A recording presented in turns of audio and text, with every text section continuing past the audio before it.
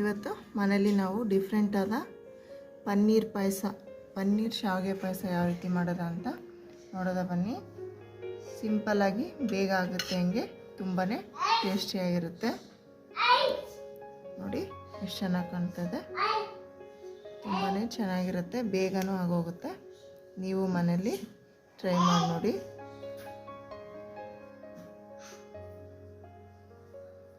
ಇವತ್ತು ನಾವು ಶಾವಿಗೆ ಪನ್ನೀರ್ ಪಾಯಸನ ಯಾವ ರೀತಿ ಮಾಡೋದು ಮನೆಯಲ್ಲಿ ಅಂತ ನೋಡೋದ ಬನ್ನಿ.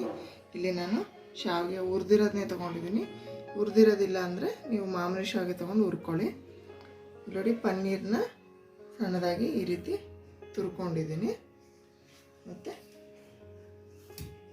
ಈಗ ಯಾವ ರೀತಿ ಮಾಡೋದ ಅಂತ ನೋಡೋದ ಬನ್ನಿ.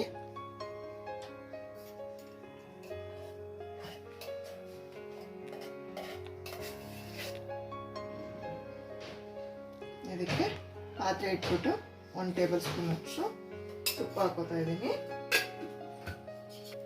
ಈಗ ನಾನು ತುಪ್ಪ ಕರೆದ್ಮೇಲೆ ಬಾದಾಮಿ ಮತ್ತು ಗೋಡಂಬಿನ ತೊಗೊಂಡಿದ್ದೀನಿ.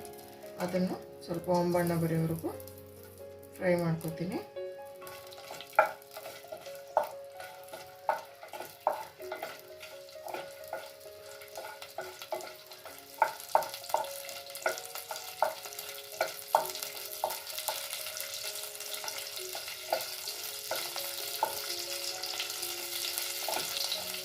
ಈಗ ದ್ರಾಕ್ಷಿ ಸೇರಿಸ್ಕೊತಾ ಇದ್ದೀನಿ.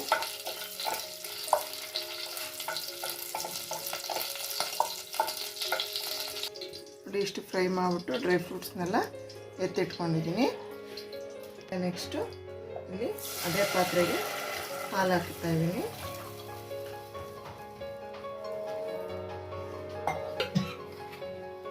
ಇದಕ್ಕೆ ಸ್ವೀಟಿಗೆ ಎಷ್ಟು ಸಕ್ಕರೆ ಬೇಕು ಅಷ್ಟು ಸಕ್ಕರೆ ಸೇರಿಸ್ಕೊತಾ ಇದ್ದೀನಿ.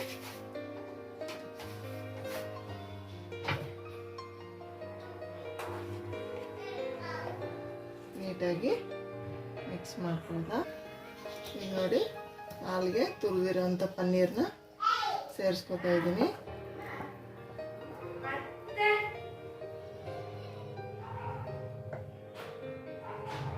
ಇದೆರಡಿಲ್ಲಿ ಈಗ ಶಾವಿಗೆನ ಇದಕ್ಕೆ ಸೇರಿಸ್ತಿದ್ದೀನಿ.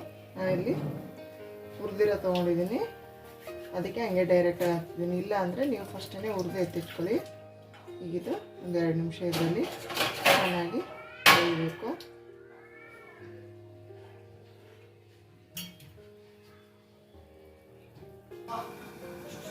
ಈಗ ನೋಡಿ ಪನ್ನೀರು ಶಾವಿಗೆ ಎಲ್ಲ ಚೆನ್ನಾಗಿ ಬೆಂದಿದೆ.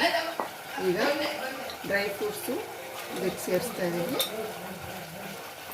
ಮತ್ತು ಒಂದು ಸ್ವಲ್ಪ ಏಲಕ್ಕಿ ಪೌಡ್ರೂ ಕೂಡ ಅದಕ್ಕೆ ಸೇರಿಸ್ಕೊತಾ ಇದ್ದೀನಿ. ನೀಟಾಗಿ ಮಿಕ್ಸ್ ಮಾಡೋದ.